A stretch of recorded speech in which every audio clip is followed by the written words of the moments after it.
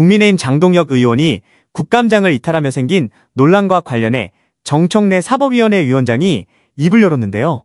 당은 다르지만 평소에 젠틀하시고 바른 질의를 하는 모습이 인상 깊었다고 칭찬의 말로 시작했다가 그 뒤로 나오는 팩트 폭행에 여당 의원석에서는 꿀먹은 벙어리가 되었습니다. 국민의힘 장동혁 의원입니다. 이미 법사위에서 다른 의원님들에 의해서도 언급된 것처럼 검찰에서 저를 공직선거법으로 기소를 했습니다.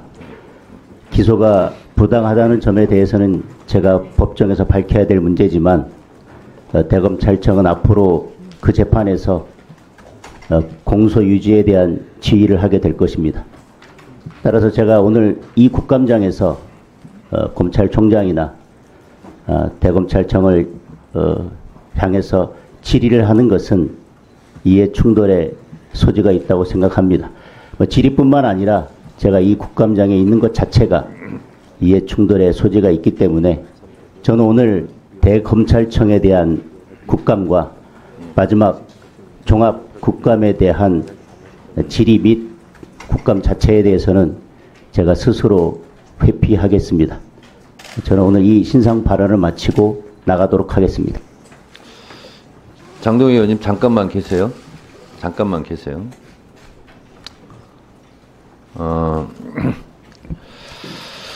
국정감사에 관한 법률 제13조는 제척과 회피 조항을 규정하고 있습니다.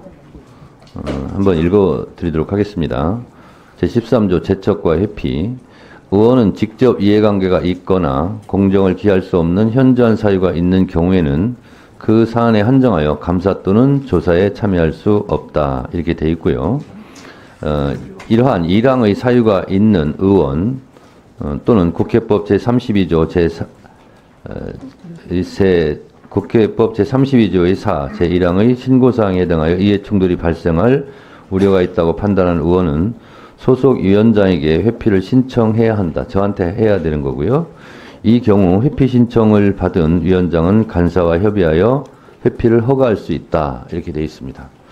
그래서 장동혁 의원님은 그런 생각을 갖고 계신 거고 이 회피 또한 위원장의 허락이 있어야 가능합니다. 그래서 이 부분은 장동혁 의원님 질의가 몇 번이죠?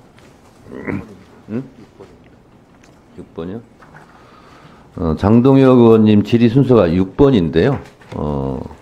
간사님들께서 이전에 협의해 주시고 저도 협의 결과에 따라서 회피를 허락할 건지 말 건지는 저도 판단을 해보겠습니다. 따라서 장동혁 의원님께서는 그때까지는 좀 기다려 주시는 게 어떨까. 간사간 협의에. 그래서 이것도 본인이 하고 싶다고 되는 게 아니네요. 이렇게 국회법, 국정감사법에 보면. 그래서 조금 기다려 주시기 바랍니다.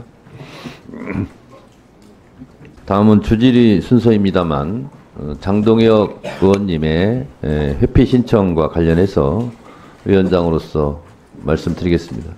제가 먼저 얘기하겠습니다. 앞서 말씀드린 바와 같이 국정감사법 제13조 제척과 회피 조항을 보면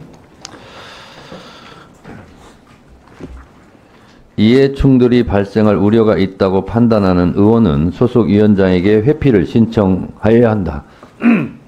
신청했습니다. 이 경우 회피 신청을 받은 위원장은 간사와 협의하여 회피를 허가할 수 있다. 이렇게 되어 있습니다. 간사 간 협의 결과 간사 간의 의견이 정반대로 갈립니다. 회피 신청을 받아줘야 된다. 회피 신청을 받아주면 안 된다. 이렇게 의견이 정확하게 찬반 의견이 있습니다. 이런 경우 위원장이 판단할 수밖에 없습니다. 장동혁 의원님의 경우 국민의힘뿐만 아니라 여야 의원 모두가 재산신고 3천만 원, 축소신고는 실무적 착오일 텐데 이것을 무리하게 기소한 것이 맞다라는 것이 이건 여야 의원들의 공통된 의견이었습니다.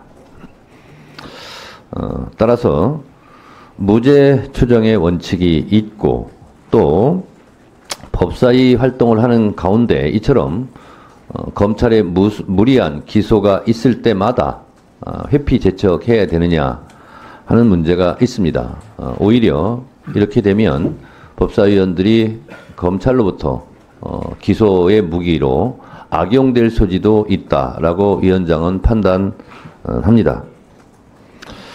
따라서 위원장은 국회법 49조 1항의 규정에 있는 것처럼 위원회를 대표하고 의사를 정리하고 질서를 유지하며 사무를 감독하는 총체적인 의사 진행에 책임지는 역할을 하는 사람으로서 말씀드립니다. 법사위 활동이 대검에만 관계되는 것은 아닐 것입니다. 장동혁 의원님께서는 이 제척과 회피를 말씀하셨는데 정령 회피를 하시는 방법은 사보임하는 방법도 있을 것입니다. 따라서 법사위원장인 저로서는 회피를 허가하는 것이 적절하지 않다고 판단이 됩니다. 그래서 오늘 질의는 알아서 지혜롭게 해 주시면 좋겠습니다. 여러분들은 지금까지 이런 이슈들을 보게 되면 어떤 생각이 드셨나요?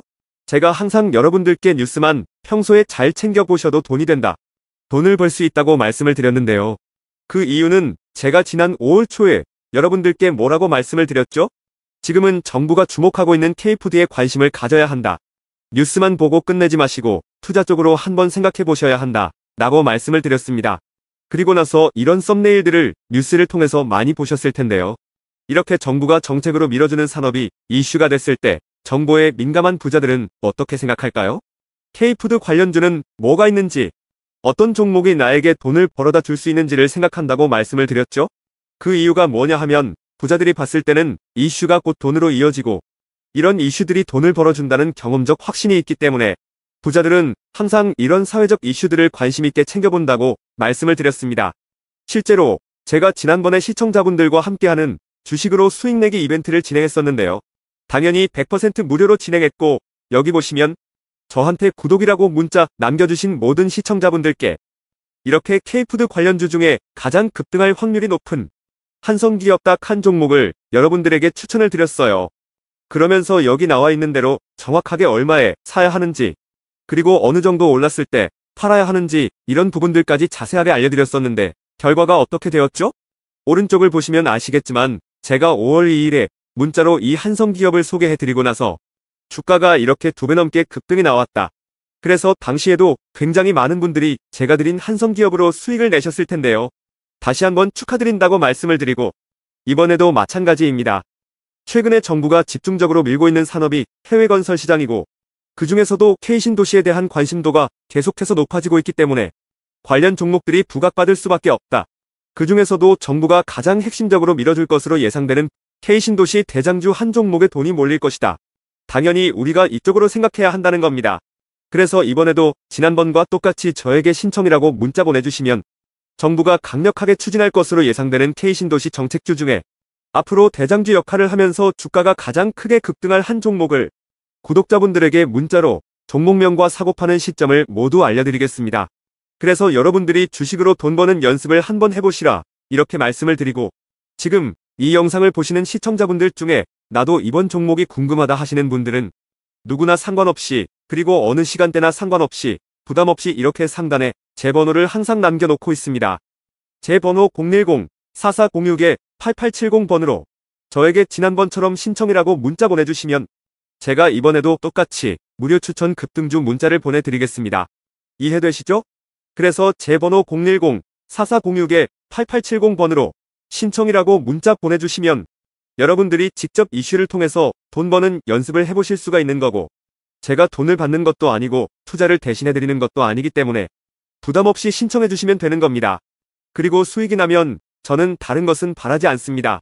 제 채널에 구독, 좋아요 한 번씩만 눌러주시면 감사하겠습니다.